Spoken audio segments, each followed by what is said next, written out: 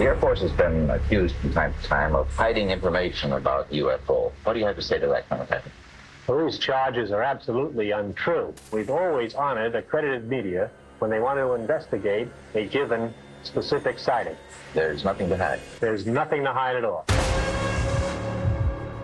Bombshell allegations that the U.S. has retrieved alien technology. David Grush, a whistleblower who's accused the government of withholding information related to UFOs. Grush claimed the Pentagon is hiding evidence of non-human origin spacecraft. Has given Congress classified information on a secret government UFO crash retrieval program that has reportedly found wreckage of fully intact UFOs. Something the Pentagon disputes.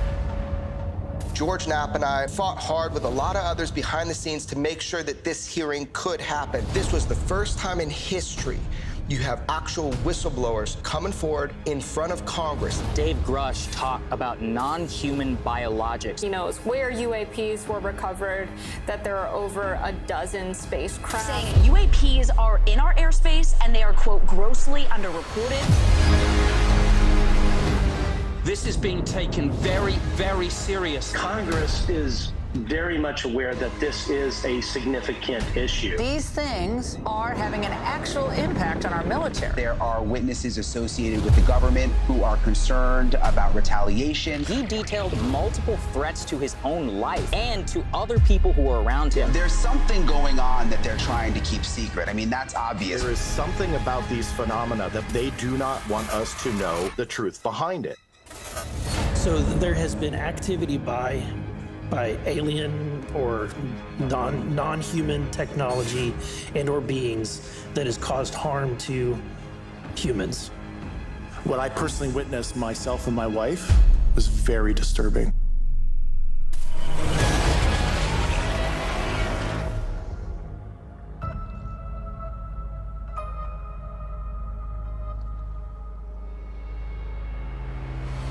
My name is Jeremy Corbell. Nobody that I have met knows the true story, the true answers about what UFOs represent to humanity. And it is part of my life mission to try to get closer to that truth.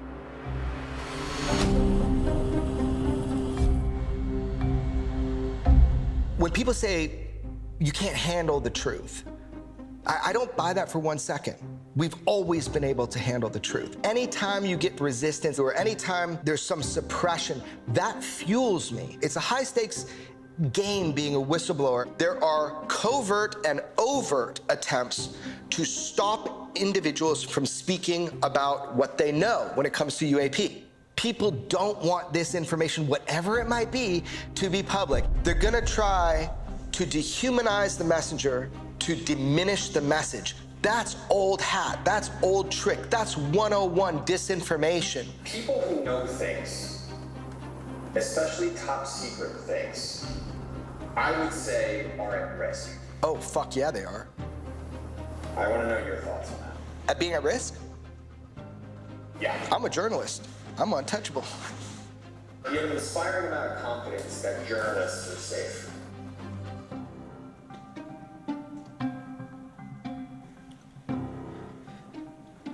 Give me just a second, okay?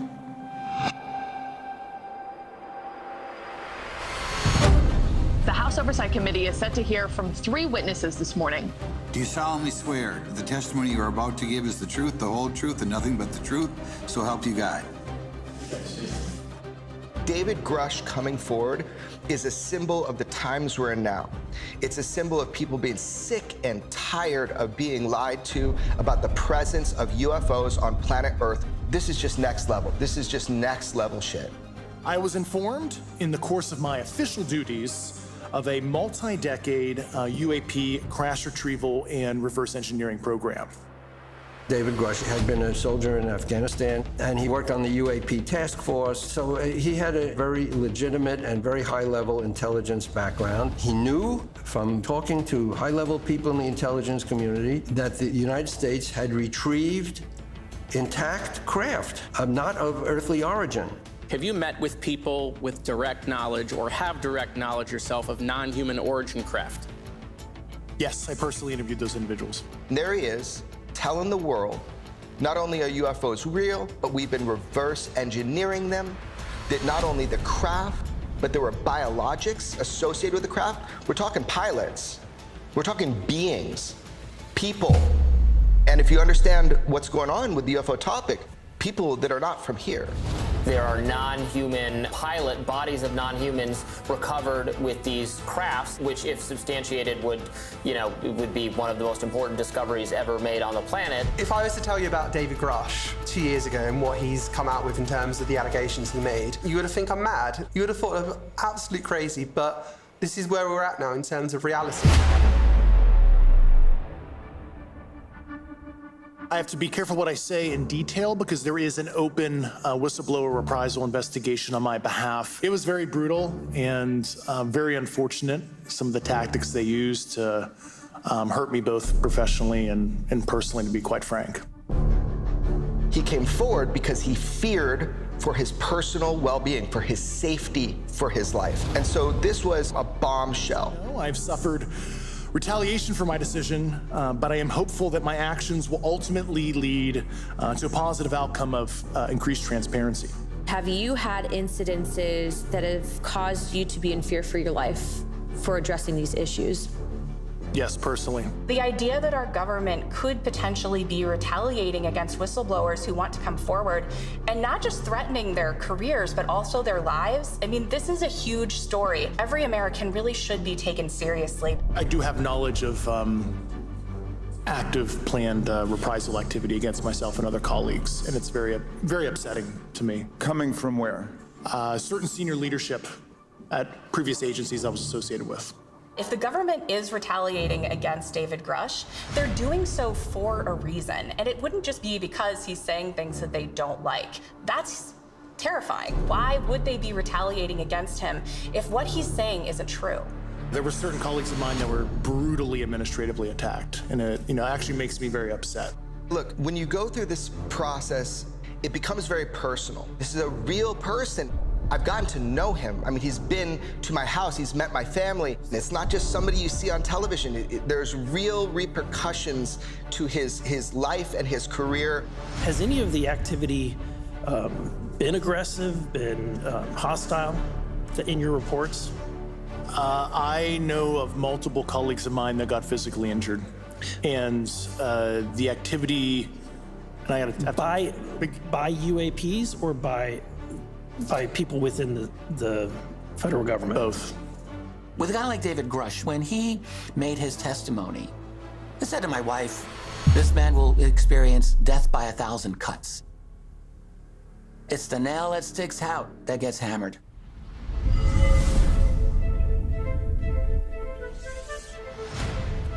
David Grush came forward with claims the United States government is attempting to leak medical records detailing his struggle with post-traumatic stress disorder to The Intercept in order to discredit him. It doesn't surprise me, but it is in the rule book of how you try to disassemble a witness. So after the hearing, I mean, you could script it. And the PTSD thing is like the lowest hanging fruit. If you want to discredit the message, you discredit the messenger. What I said in the article and what the documents that I found under FOIA show is that his current wife described him as an alcoholic and said that he has these episodes. If you're going to go in for a medical procedure and you find out the surgeon is alcoholic, is that going to factor into your, assessment of whether or not this person, has the judgment that they need? I think it should. You had somebody in the intelligence community that knew this information that told this reporter, hey, you ought to go look at this arrest report. And the arrest report documents the PTSD. You had intelligence community leaking this, and I'm sure they're interviewing my third grade girlfriend as we speak. The article itself didn't even pretend to not be a hit job. PTSD maybe is something to kid about in Washington, D.C. or to make fun of, but I'll tell you what, where I come from, we take that stuff serious. We value and honor our veterans, and I knew they would do it. Is reporting on someone's mental health crisis, one that David Grush suffered 5 years ago, really fair game? It's interesting that they would use PTSD to discredit him for a war veteran. That seems insane. You're shaming someone for seeking help from something that most soldiers come back and have to deal with. That's really insane.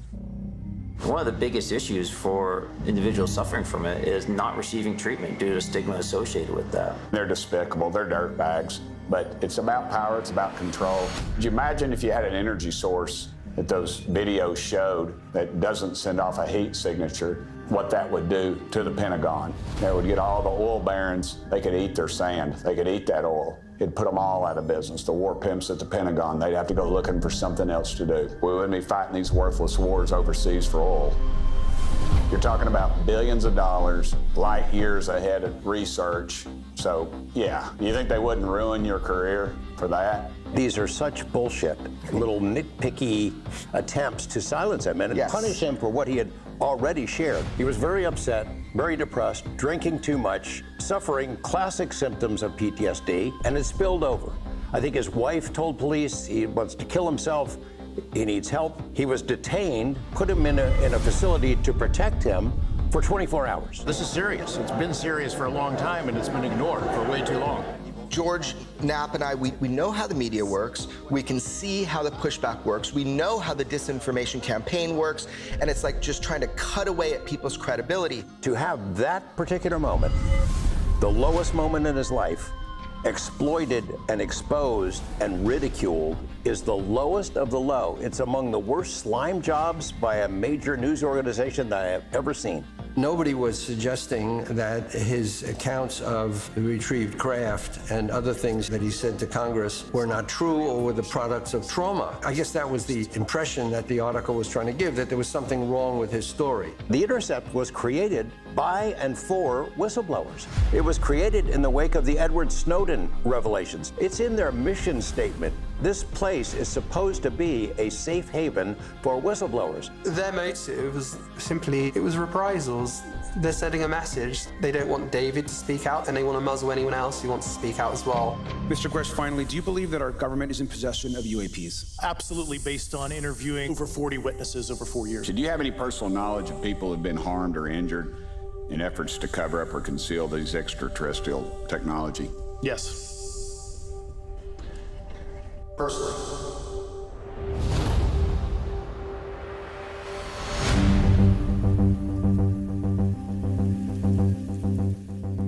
There we go. Boom. There you are. I see you. Hey, what's up, buddy? How you doing? Good. I love the beard, man. Fear the beard, bro. Yeah, well, it's heading into the winter, and I like to keep my face warm when it's windy here out in Colorado, so. I just want to call you, man, and just kind of ask, how's it been going since you talked in front of Congress? Slow and steady. I mean, there's some congressional interactions that I'm a part of right now behind the scenes. Looks like there's still momentum, but, you know, based on world events recently, hopefully that doesn't distract from this process, but. Yeah, so for you, is there any moment where you've kind of regretted speaking up? You kind of had to, right? Yeah, I mean, I saw that was the, course of action I had to do. I mean, I don't, regret it. It's, I didn't want to live in the Matrix when there's stuff like this that's being, hidden from the world populace. There were certain colleagues of mine that were brutally administratively attacked. And it, actually makes me very upset as a leader to see that happen to other coworkers. I was talking with the guys earlier today, and we talked a little bit about reprisals, not just the ones that are private, but the public ones, when they were attacking and the Intercept and shit like that. We were just talking about how hard that must be to kind of navigate all that, but you've done a good job, man. Appreciate it. Yeah, it's always hard to, look at what the armchair quarterbacks and, people who don't even know you want to say about you. So it comes to the territory. Were they human or non-human biologics? Non-human, and that was the assessment of people with direct knowledge on the program I talked to that are currently still on the program. Other than the retaliation, the threats, the reprisals you were facing, this is and was a matter of principle to you that human beings have a right to know this truth, right? Oh, 100%. Yeah, I'm not doing this for fame or fortune, and it was not career enhancing, and I had to do it for further my own protection when it seemed like my Inspector General complaints and my reprisal complaints weren't going to fully shield me from, ongoing attacks behind the scenes against myself. Somebody had to do it, and I just decided to do that for the good of the people behind the scenes that are with me on this.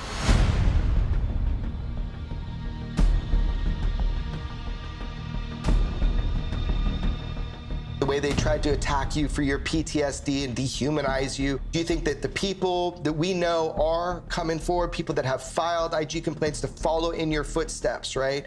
Do you think they're encouraged by how you've been treated? Some were encouraged and inspired, and obviously there were a number of individuals that went to the Inspector General after I went public.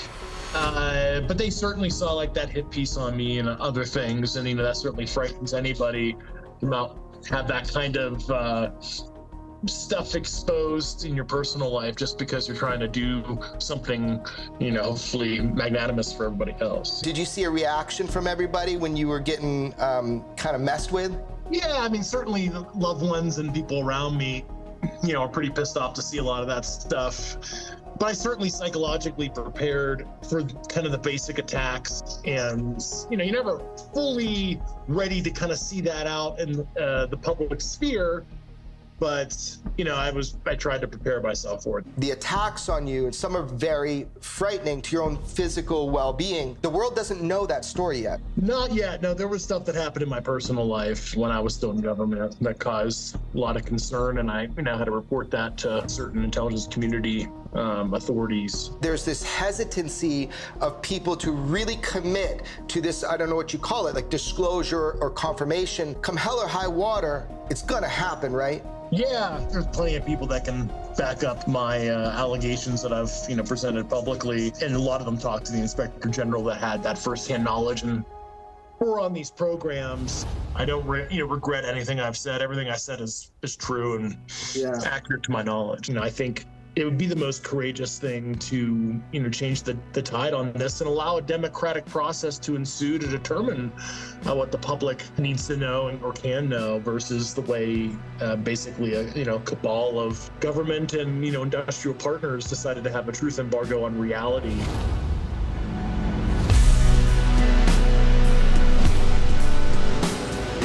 I'm excited that this is where the work starts. Getting you up there in front of Congress and you standing there and telling everybody what's up, that's one step, but that's now just the beginning to the work that's going to be done about bringing people forward and telling the truth to the American public about UFOs. Exactly. I know what I uncovered with high confidence, and, I'm just here to hold the government accountable publicly because I felt that deep conviction. But buckle up. I guess we'll see if there's any bumps in the road. I am driven by a commitment of both to truth and transparency.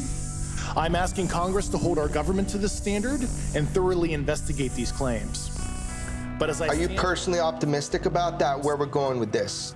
On the UAP issue, yes. I'm liking where we're going. I think there's a lot of energy still, and we just have to deal with the politics, especially in Washington and Congress right now. But overall, I'm pretty excited for where things are heading. I think for a lot of people, it's some sort of ontological shock to have this decorated intelligence officer who is a true whistleblower standing up there boldly and being like, look, you've been lied to. UFOs are real. We've been reverse engineering these craft. Not only that, but there's biologics associated with these. All of this has been hidden from you, and it's time to end that.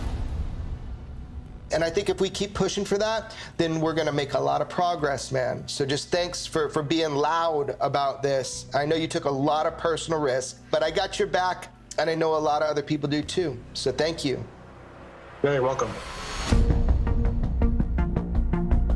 The United States is not particularly friendly to whistleblowers. For many years, it was basically the kiss of death on your career to come forward. If you were a government employee or a military person, to come forward with something that you knew about UFOs, that was not a good career move, that's for sure. There is an army of people who either want to come forward or are in process of coming forward. Now, I've personally spoken to numerous individuals. I mean, more than I could say right here. But the thing is that a lot of people are in a really sticky situation, even stickier than David Grush's. In my experience, I've encountered a few moments where very prominent individuals have told me that things are not safe. Many years ago, I had a conversation with former astronaut Edgar Mitchell of Apollo 14. 5, 4, 3, 2, 1.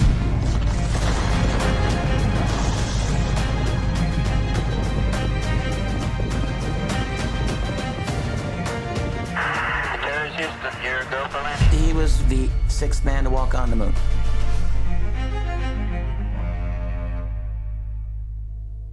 And in talking about the secrecy of this, he was explicit with me. Edgar said to me, I know of several people who've got definite information about alien bodies and technology, but will never be able to get them to come forward. He said that the danger to them, to their careers, and to their families is too great. These individuals are oftentimes still active in these programs. Can you imagine being just a normal person? You got a family, children to take care of, and you're thinking about, is this that important to me to be the person that testifies to that degree? I mean, it's a real question you have to ask yourself. Dozens more of government UFO whistleblowers have come forward to share information about UFOs to Congress, the Pentagon, and the inspectors general. I had another individual who had an extensive amount of classified history and all kinds of sensitive compartmented information, black budget programs and like, who said to me, when you get to a certain level of secrecy, you're not even asked to sign any NDAs or disclaimers. He says, it is known that you will not talk. Again, this is like the mafia. It is understood. You do not talk about these things or things will not go well for you. One of the ways that people are preemptively pushed off track if they're thinking about coming forward is putting them under review, questioning their mental health, all of this keeping their clearances in a purgatory so they literally can't leave the job that they are doing at that time. You know, you research a subject like this for a long enough period of time, you are going to come across disturbing and shocking pieces of information. I remember close to 20 years ago, I was shown a series of notes about alien technology and the attempt to replicate that technology.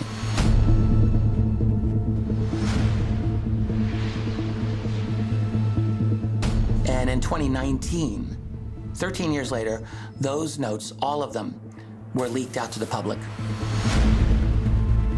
These were notes written by Dr. Eric Davis, a very brilliant, brilliant man, who had an interview in 2002 with an admiral named Thomas Wilson, who was head of intelligence for the Joint Chiefs of Staff back during the administration of President Bill Clinton. They're known as the Davis-Wilson notes. When those notes came out, I knew for a fact that those notes were legit, and I put myself out there to publicly state that that's real.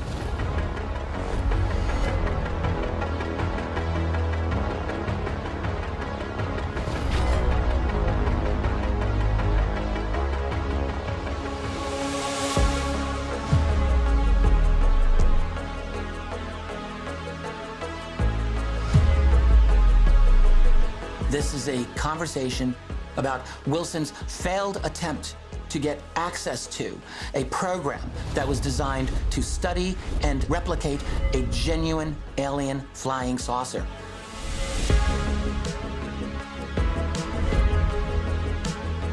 Just think about that implication for a minute.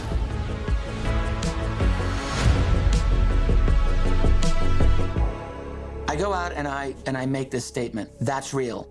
And my God, you want to talk about a hornet's nest? That is a motherfucking hornet's nest. When those notes were released, you had a huge portion saying, that's a hoax, that's nonsense, that's disinformation, whatever. And I got a lot of personal attacks during that time too, like Dolan's an idiot, he's a fool, he doesn't know what he's talking about, he's a liar, whatever. Well, no, those notes were absolutely real, and researchers absolutely understand those totally are real.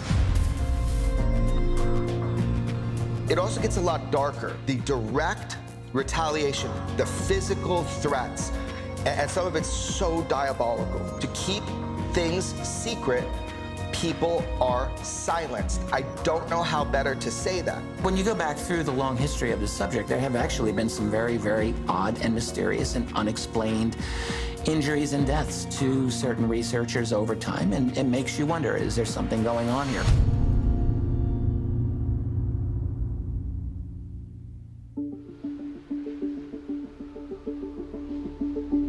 People often ask, well, why was the government so insistent in knocking down these UFO stories? Because it did not want to admit that here was a phenomenon that the government couldn't protect us from. They had aerodynamic properties that exceeded anything we could do, and if they did turn hostile, there was no way that our government could protect people around the world from whatever technology these things, whatever they were, possessed. And that apparently what was a big motivating factor to ridicule them, to create the stigma around it, which persists to this day. The stigma attached to UAP is real and powerful and challenges national security. It silences commercial pilots who fear professional repercussions, discourages witnesses. I urge us to put aside stigma and address the security and safety issue this topic represents. This idea of how we stigmatize UFOs, that was part of a disinformation campaign to begin with, to make UFOs part of the laugh factory, to make it something that intelligent people just don't talk about.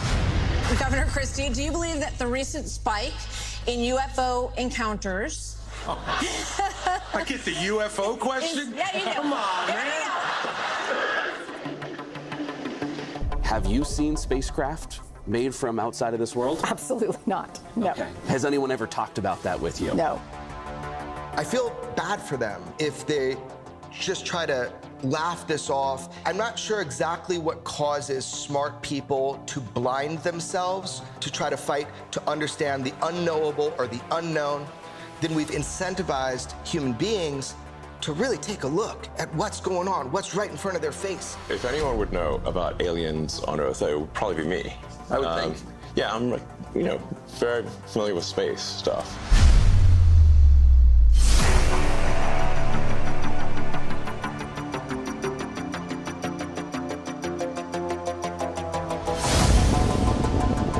I've seen no evidence of aliens, so I would immediately tweet it out. This is split second, and I'd be like, that would be like one of all time, probably the top tweet of all time. Tell one, guys. It's a jackpot. I have talked to pilots myself, and many see these things, many don't report them because there was a stigma for many years. If you report a UFO on a commercial flight, you go straight to the psychiatrist.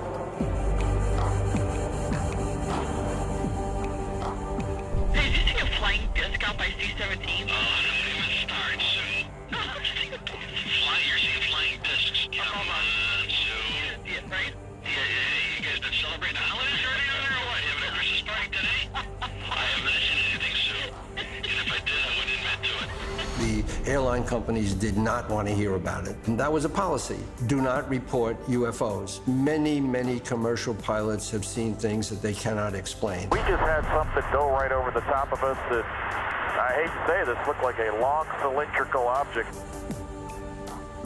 I'm not even upset when it comes to the naysayers, the skeptics, the debunkers. I think it's important that we have dissent. We have a lot of different voices out there. I mean, honestly, it appears to me to be like a mental illness where you're presented information such as witness testimony.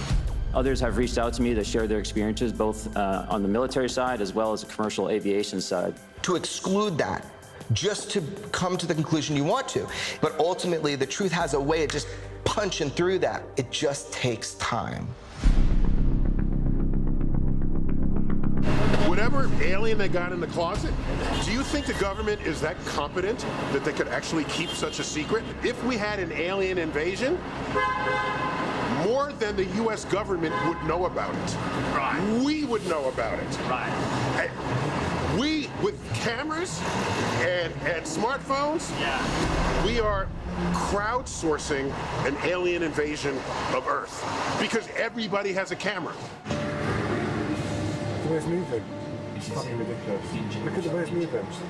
So this is part of the mystery, that the pictures have not been better over the years, even with all the advanced technology we have, and even the videos that came out with the 2017 New York Times article were not crystal clear close-up videos. There's a whole fleet of them. Look on the ASA. My gosh. So I guess the good news, maybe, is that these are not extraterrestrial things that we have recorded flying around. It also always seems like these videos they release of these UAPs were shot on like a baked potato. Like, I'm confused as to why the quality of these images aren't better yet. There's something about this phenomenon that seems to frustrate good measurement and good photography and good imaging. I don't know why, but it is not something that's an accident that, oh, you know, everybody failed to capture this proper image. It is a hallmark of the phenomenon that the pictures don't really do justice to what people say they've seen. Serious? Wow, another one. A fourth one. Ah. Wow. One of the things I hear all the time is that there's a lack of evidence. You've got this phenomenon that is entering into our digital age. It's entering into an age of social media, into higher and higher quality imagery and video. You would expect that we'd be getting better video and photographic evidence of this as our ability to record stuff increases. There is always, of course, the idea that whatever this is more intelligent than us and is very capable of understanding, if it wants to remain secret, what that takes. Yo, what the? Yo. Oh shit, what the? What was that, yo?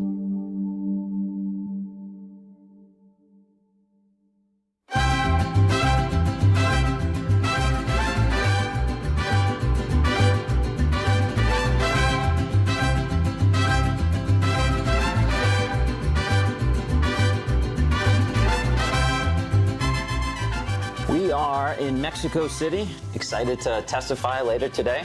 Got in late last night, hearings today at 4, so pretty exciting. Glad we're able to come in and have this conversation.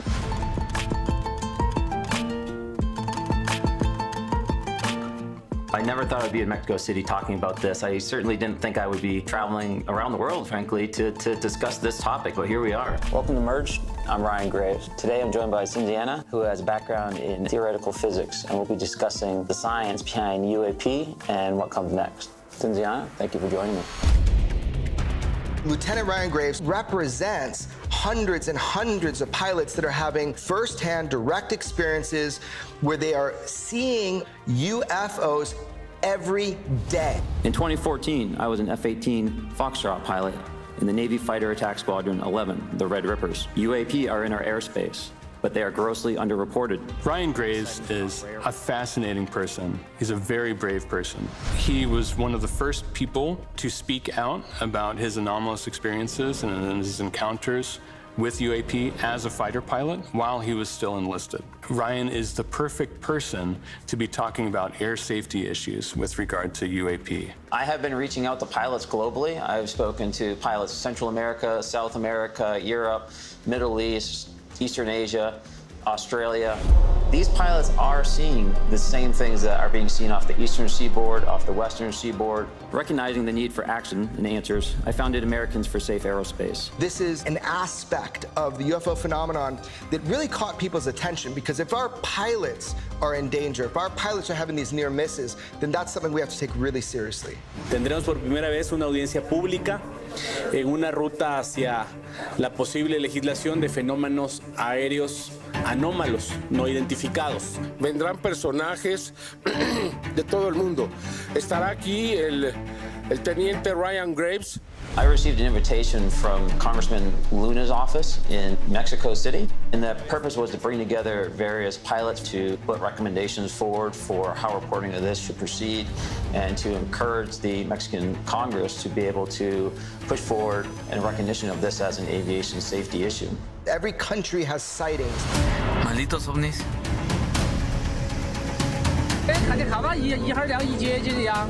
This is something that is global. It permeates every part of society all around the world. Meeting. Bam. What is that? Anybody tell me what that is? Individuals are having these close encounters. So the idea that we could do something like this, hopefully it gives permission, it inspires other countries to do the same, and we're starting to see that.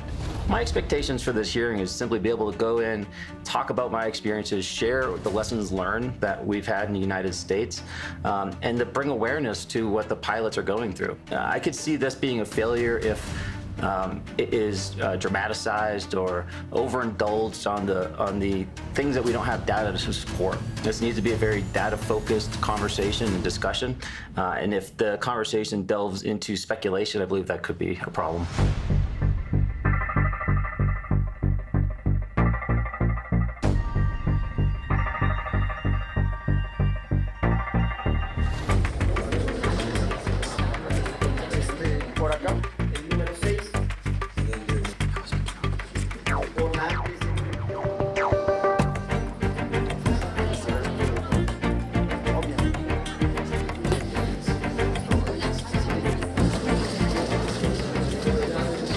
This is important. This is another country taking the initiative and bringing people together in a professional setting and talking about the UFO problem. Or UAP or FANY are real, observed, and documented by credible sources, yet we know very little about them.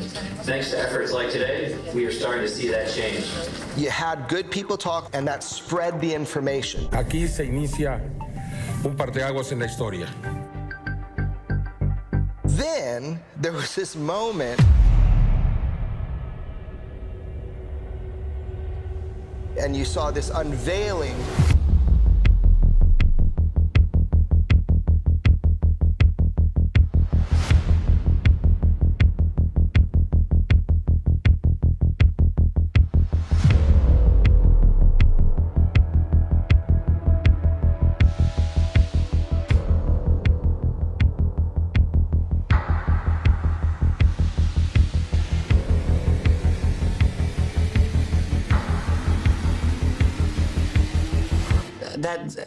That was an unfortunate development.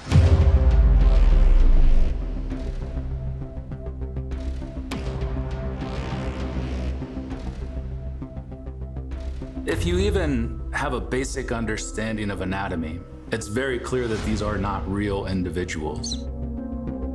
What's your thoughts?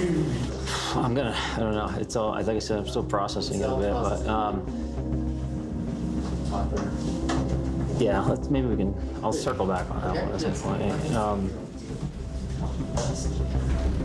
To surprise the attendees with something that has not been scientifically substantiated in any way, for me it was almost like I was being pranked in a sense. I just kind of disbelief. I had no indication that that would be brought out in the hearing at that level, and so for me it was a bit of shock and disbelief and just disappointment all happening at once.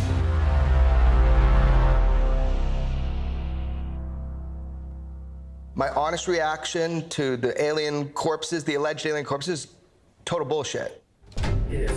I'm not saying that we don't have biologics, that we don't have bodies, pilots from these craft. I know that to be true, but this was just over the top. It kind of felt like, here we go. Here comes the circus. Aliens have landed in Mexico. And I'm out again. If you've grown up watching movies like E.T., these corpses may look very familiar to you. Yeah, it looks like E.T. You're right. The alleged alien corpses were found in Peru. I refuse to believe that A. Steven Spielberg was so close in casting E.T., but also, I am not fearing an alien invasion if they are yay high. Here we are. Oh, I love this. There was two of them. She always needs a spare. Yeah. Did we procreate with these things? Oh, you're saying back in the day somebody boinked an alien. Slapping cheeks. Oh, smacking alien cheeks, you're saying. They've been shown 2 desiccated bodies. They look like me when I'm hungover. Just like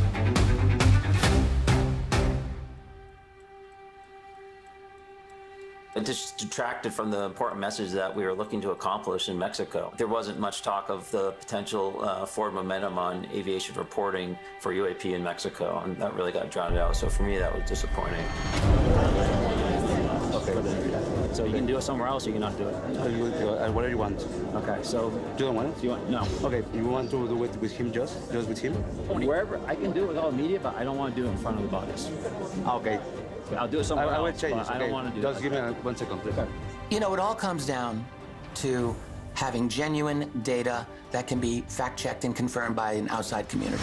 And, there is a claim that these were studied by scientists and this and that. I've not seen any evidence that any of this information was peer-reviewed in the least. I had access to that data 2 years ago. they came to me and asked for my help. And I was intrigued. I think, unfortunately, the way that it was done does not give one the opportunity to go and check the methods. They did it wrong, unfortunately. With the best intention, but they did it wrong. Pues es la primera vez que realizo algo así. Nos basamos en conocimiento científico y decir que estos seres son orgánicos, estos seres tuvieron vida en algún momento. None of the bones articulate with one another. They are a mishmash of different human bones from different parts of the body that are all stuck together. And quite unfortunately, they're the result of grave robbers going into ancient burial sites and taking the bones of children to construct these things and sell them and to have them paraded around to a global audience. Did you see the bodies? I did, I certainly did. If you know someone who wants to investigate, just call me. Okay. The way that hearing was handled for me was a step backwards, because it's a conversation where if you start mixing the incredulous and the unsubstantiated with real pragmatic concerns that pilots and professionals are dealing with, and it minimizes that safety aspect, and it draws the attention to the more inflammatory side. So for me, that's why it's a step backward, and it's those type of actions that I think kind of can slow down that global uptake of reporting on this topic, and that's for me why I was disappointed. The UFO community is absolutely its worst enemy, and partly because I think a lot of people want to believe, and they'll sometimes look past clearly manipulated documents, films, even fake alien bodies, simply to perpetuate that belief system. And this subject has always been 3 steps forward, 500 steps back. You're the fucking fake little Mexican UFO baby. They're doubling down. No, they're not. Because I want to believe in it so bad. That's the problem. Because it's so fun. You know, the idea of spaceships coming here from another galaxy. It takes away from legitimate science that's being done with regard to studying this phenomenon. But the more we talk about this, it's important to debate these things. It's important to call BS on a hoax and talk about why it's a hoax and how do we move past this. But maybe a better way to look at it is in a more positive sense is to say, that's not how it's done. So should anything else come along to be studied, let's do it the right way. The UFO subject has always been a magnet for sensationalist claims. There are things going on that actually are really bizarre. And if you're a researcher or just a serious student of this, you're often in the position of walking a very fine line. You're going into the depths of the weird. Face it, get used to it. It's the reality. It's been a debate for decades. Are aliens out there, and have they ever made contact with us? People are often very reluctant to talk about their anomalous experiences. What is it? Be careful, be careful. What is that? What the?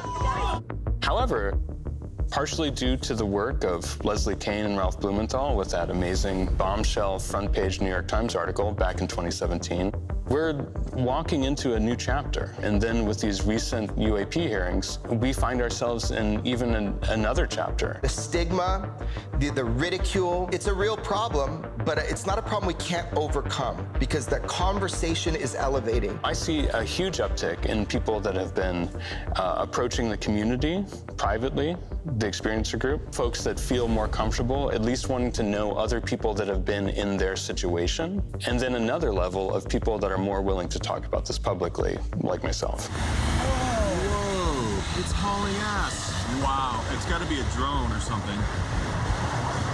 That's either a drone or a UFO. Did you see how it moved? That was incredible.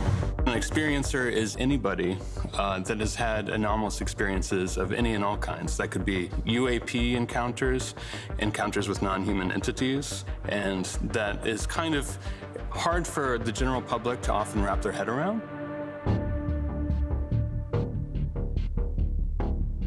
The family says something crashed into their backyard, prompting them to call 911, saying they saw creatures walking around. There is a popular conception that people that have anomalous encounters are kooks, and that couldn't be further from the truth.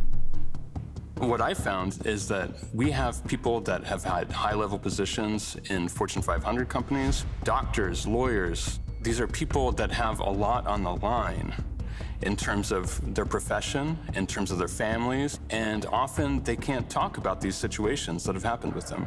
But the stigma comes in because people don't want to handle that this is something real that people have seen. So you immediately, when you poke your head up and people say, okay, this is what I saw, they're demoralized, almost instantaneously. One of the most commonly reported types is what's known as the gray alien. They have large expanded crania, large eyes.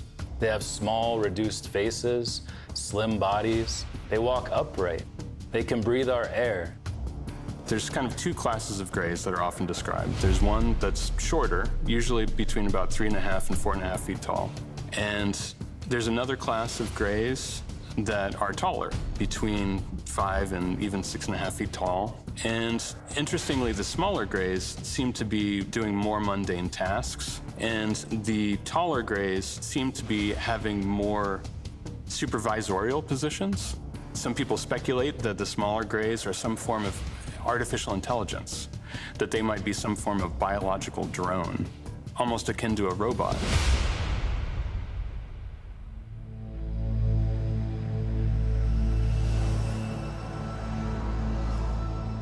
There was a situation when I was about 9 or 10 years old where I fell asleep and I woke up, and past the foot of my bed, there were two beings that match the description of the small, gray, non-human beings. And I feel sometimes reluctant to talk about it because I know the stigma attached to this. One of them seems to be floating above the floor somehow. Initially, I actually wasn't scared. It was like a sense of wonder. But that feeling was only a couple seconds. Very quickly, almost at once, the being off the foot of my bed started moving towards me. And as it started moving towards me, the other being raised its arm that had this wand in its hand towards me. And at that point, I was terrified. And I don't remember what happened after that. Let's make no mistake here. Many, many, many people have stated that they've had such experiences. Question is, if something of that kind of a magnitude happens to you, who do you tell? You tell the police? Do you tell some scientists? Or do you tell your brothers and sisters, or your parents, or your kids, your wife, your husband? It's very difficult for people to talk about this. I have a hard time with this. Why? Because I don't want to believe it. I really don't. Why? Because I'm thinking I wouldn't mind it happening to me. I mean, it's totally made me question what life's about, and it stirred my life up a lot. One thing, you find across the board a remarkable level of consistency in what people have reported with these experiences. What did they look like? I guess it's a pretty typical description nowadays. Very large eyes, hairless. Did they feel like they were a living creature, or did they feel like they were a robot? Well, they were without expression, I'll say that.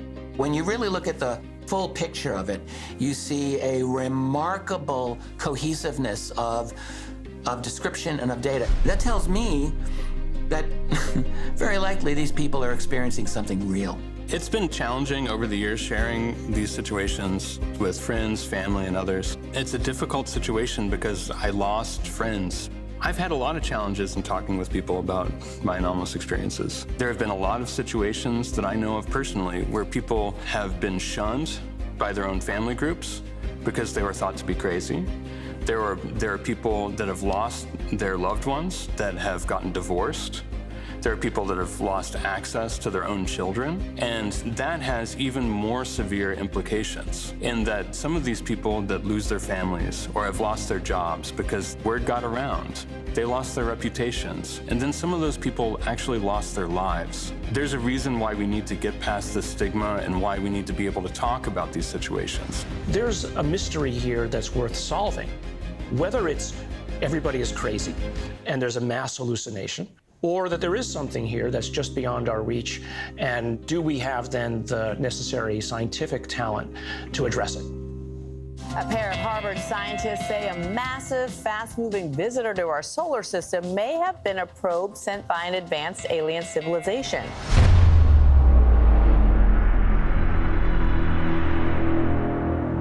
Oumuamua is the first observed object to come from outside of our solar system. And get this, once it got here, it behaved in ways that scientists can't quite explain.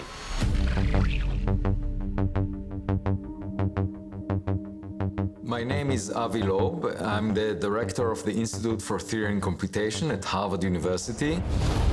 In 2017, there was an object detected by a telescope in Hawaii called Pan-STARRS. And this object was moving too fast to be bound to the sun. Oumuamua, is that what I said? That's the right.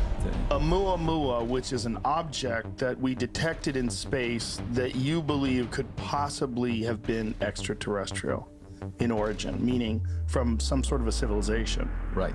Oumuamua was detected as a near-Earth object the size of a football field. It became clear that it's most likely flat in its shape, very unusual for a rock. Moreover, it was pushed away from the sun by some mysterious force, which is also unusual for a rock. That can happen if you have a comet that sheds mass, evaporates, and there was no cometary tail around this object. First of all, this is historic, this discovery, because they've never seen something that's come from outside of our solar system. It has a shape that scientists have never seen before, and at one point it sped up, and they couldn't explain why. So a lot of mysteries, a lot of theories. One of them now is somebody came by to check us out. The question is, who manufactured Oumuamua? The more data we collected about this object, the more anomalous it was. And it led me to suggest that maybe it's pushed by reflecting sunlight. And for that, it had to be very thin, like a sail. And nature doesn't make thin objects of that type, and so I suggested maybe it's artificial in origin. Finding whether we are alone is one of the most fundamental questions, and unfortunately the situation is quite polarized right now because mobs on social media come together to just attack me personally and in a non-professional way. And find that disturbing because this is the way science should be done. Science is always about narrowing the scope of what the possible answers might be. The data can provide this, and then you do successive experiments to narrow the scope until ET might be somewhere within the scope of that question. Avi Loeb did exactly this. When you rule out the impossible, whatever remains, as improbable as it is, must be the truth. They will go as far as saying it's insulting to science to actually suggest this is alien. When you, as scientists, you provide a theory, you offer evidence. You don't say, well, you can't prove your theory, so this must be a possibility as well. And even they're saying it's just clickbait, okay. So don't people George, just clickbait? Nevertheless, you hear others claiming that it's an embarrassment to science. This is unfortunate because this is the way for us to gain new knowledge. We have to be open-minded. We need scientists on this. Science used to be a realm where you're exploring the unknown. That was the whole point. If it's unknown, let's look at it. But with this topic, you see a resistance to that. This is really disappointing to me that people, instead of being inspired, are trying to step on every flower that rises above the grass level. Jackie Faraday is an astrophysicist at the American Museum of Natural History.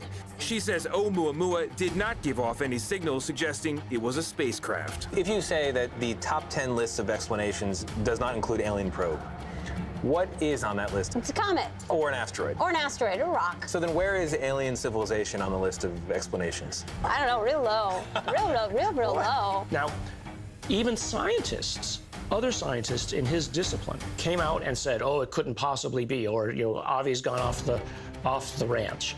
No, he hadn't. He's just said that it's within the scope of possible answers. It is absolutely true to say that the scientific community has been not just skeptical of UFOs for generations, but I would say fairly hostile, and an aversion, and more than an aversion, a fear, a genuine deep-seated fear of being tainted by this subject. When you get scientists with that level of hubris, it's really hard to backtrack from there and start considering other possibilities. Now, this thing's gotta be like a ship, right? That looks too much like a spaceship. So, the reason why it's probably not aliens is its trajectory around the sun was completely determined by gravitational forces. How do you know? Because we know, we calculate this. Neil deGrasse Tyson needs to grow up. I think Neil deGrasse Tyson is jealous. You can publish that. He's acting more like an astrologer than an astronomer. He's acting more like a priest. Look at the people who are the most against it. They're actually not practicing scientists. They're opinion scientists. When's the last time any of these people have actually been anywhere near a laboratory or near a measurement device? The signal we get from it is elongated, but it's probably a rubble pile stretched into that shape. Because you don't get that by nature. You don't get that. Yeah, that's why it's man-made. Alien-made. You want that to be aliens. That's what, just fess up. You want that to be aliens. Of course I want that to be aliens. Okay. These people should be forced to give back their PhDs. If you're not going to honor your oath of how you're going to address and approach data and openness to ideas, and you're going to use ridicule, you've lost. If this were aliens in some kind of advanced ship, it would be maneuvering. Because a tennis ball would have that trajectory moving at that speed. That's all. Is there any chance that's a tennis ball? No. Since then, of course, the scrutiny became even bigger. In the months and years that followed, the pushback intensified. The problem is that scientists are not seeking evidence. They're not really studying those objects that look anomalous. But Oumuamua could not have been made by us because it was passing near us just for a few months, very quickly, faster than any rocket that we can launch. That's why we couldn't really chase it when it was receding away from us. And it came from outside the solar system. So, I just do 1 + 1 = 2. I say, okay, it looks very peculiar. Maybe it belongs to another civilization.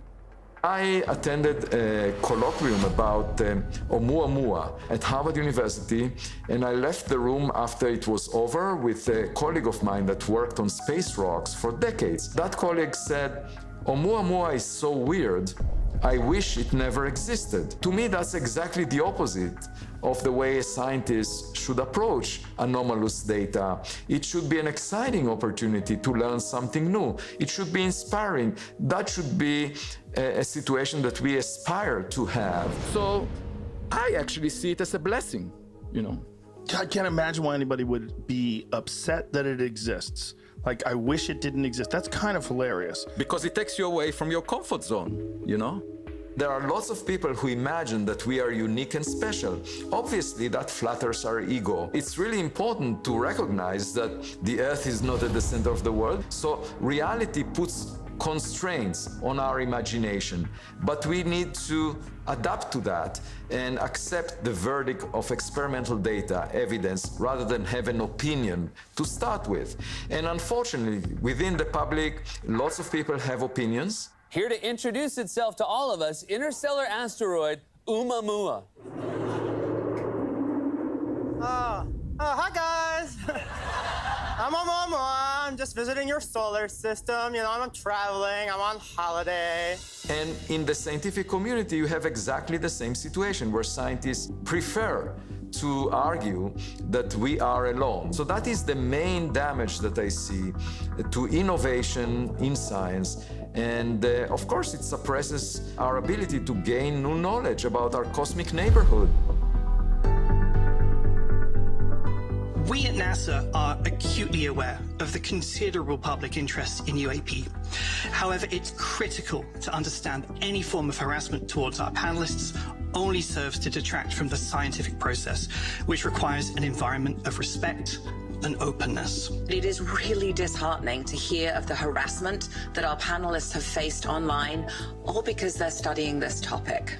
Scientists, they've got reputations to protect. They've got their own intellectual turf that they've taken years and decades and generations to build. They're not just going to give that up. It's our job as scientists to investigate the great unknowns of the universe around us. By just brushing this aside or saying it's not real, it doesn't exist, or these are unidentified, so we can't know what they are, does a disservice to humanity. People who know things, especially top secret things, I would say are at risk. Oh, fuck yeah, they are. I want to know your thoughts on that. At being at risk? Yeah. I'm a journalist. I'm untouchable. You have an inspiring amount of confidence that journalists are safe. I mean, one of the U.S.'s allies literally... I know. You seem very confident that the journalist badge protects you.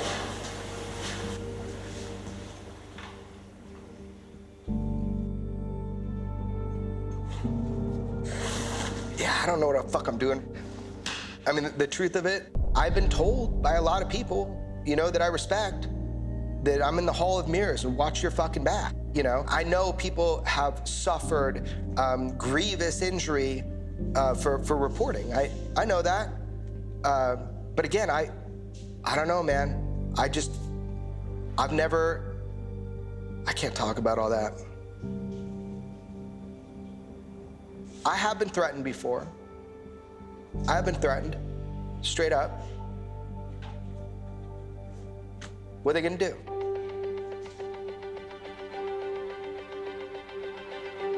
Give me just a second, okay?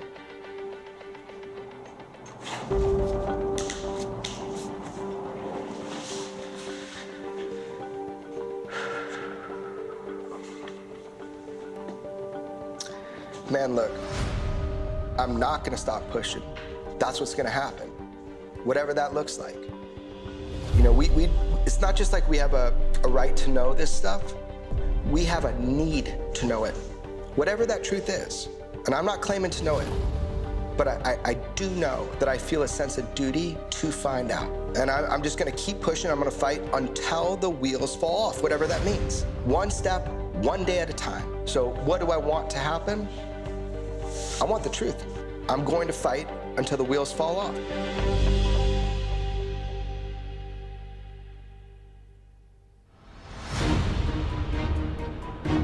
As far as you and George just doing your job, there's plenty of people in prison that were just doing their jobs.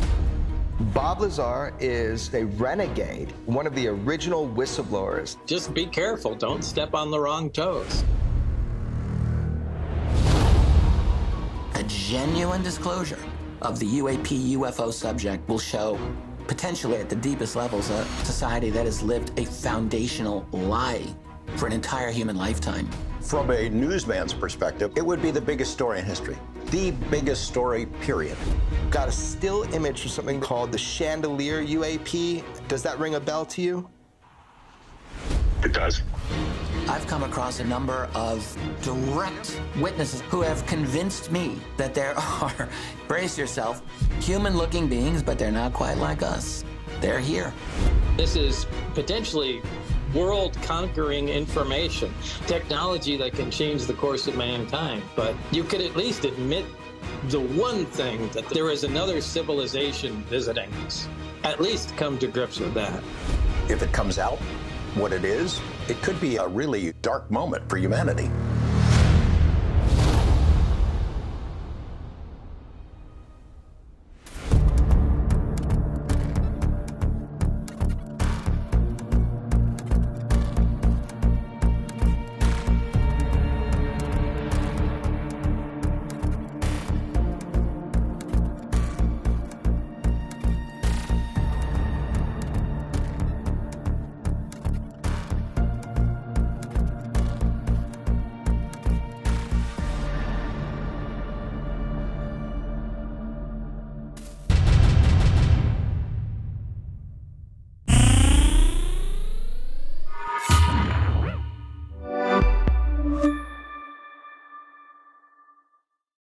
It's now our job to pry these doors open. They do look like humans, and they walk among us. When we turned around, it was gone. There was something there that obviously moved. It is your determination that there's something major to it, and the public should know? Absolutely.